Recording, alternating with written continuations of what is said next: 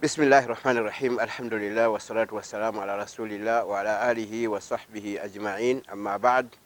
Assalamu alaikum wa rahmatullahi wa barakatuhu.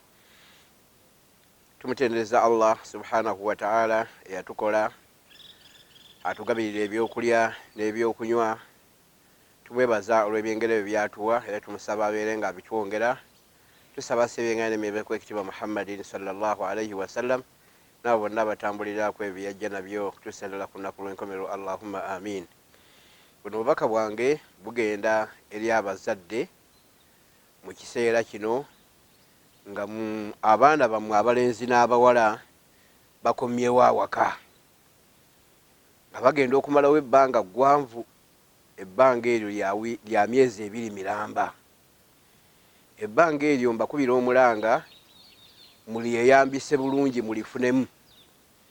Naye munaaba temuliyeyambisiza bulungi abaana temujja bafunamu, mujja kwagala n'okubazaayo okusoma omwaka ogujja nga abamu tebakyasobola kusoma olw'embeera ezijja okubeera nga zimaze okukyuka. 1. Abaana abo mubakubirize banywerere ku ddiini. Abaana basiraamu bateekwa okubeera nga banywerera ku ddiini y'obusiraamu. Eddiini y'obusiraamu okuginywererako oteekwa okubeera ng'osaala. Mubeeremu abazadde ekyokulabirako, mubeere nga musaala omwami n'omukyala. N'abaana mubakubiriza abawala n'abalenzi okusaala okuggyako abaayina ekisonyisa ng'omuwala iwe osonyiwa yekka. Naye babeere nga basaala. Nga tebasaala olw'okuba maama waabwe ayagala kujjula kya misana oba kujjula kya ggulo, wabula asaala olw'okubeera nti etteeka lya Katonda lyamulagira.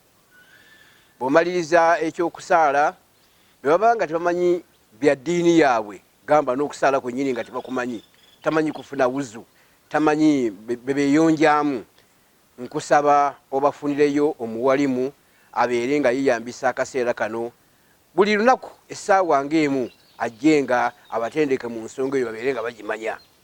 Kubanga okusaala ateekwa okusaala, oba asomedde mu ssomero ki, oba asomedde mu ssomero ki, ateekwa okusaala. Oba essomero ly'abasiraamu oba si abasiraamu, ateekwa okusaala.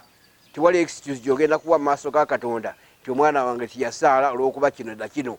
Wabula yayinza okufuna excuse gy'awaayo naga nti taata wange teyanteekateeka mu nteekateeka ya ddiini eyo.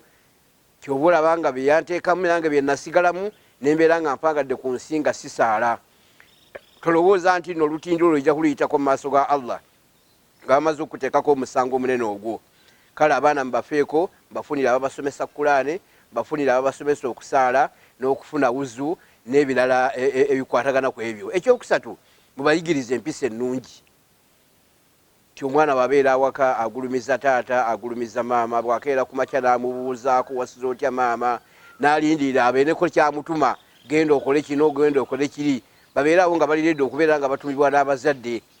So sigenda kubanoonya omaze okuba wakyayowo ku makya nga balona basaasaanya edda. Nedda. Aye n'abazadde abamu mukifuula nga kiri layisi. Noga nti ati omwana abadde ku ssomero ng'asumbuyisibwa na bitabo, nze kamuleka abeere ng'afuna emirembe. Emirembe giri mu kubeera nti naakuweereza ayiga emirimu egy'awaka. Baana tebamanyi kwoza ngoye zaabwe, tebamanyi kwoza masowaani, tebamanyi kusiimula mayumba, tebamanyi kulima, tamanyi kulunda nkoko, tamanyi kulunda nti ate oluusi ng'obiina awaka. Omwana muyigirize emirimu egyo. Naye emifica gyajja okukola ki? Gyajja okubeera ng'akola.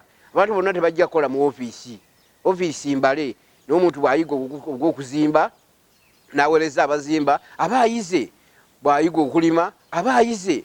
Bw'ayiga okulunda aba ayize. Bw'aba ayize okubajja aba ayize. Bw'oba oli muvuzi wa mmotoka muyigirize emmotoka oba pikipiki abeere ng'omulimu gwagumanyi nti bw'oba olwadde asobola okuvuga emmotoka n'akutwala mu ddwaliro.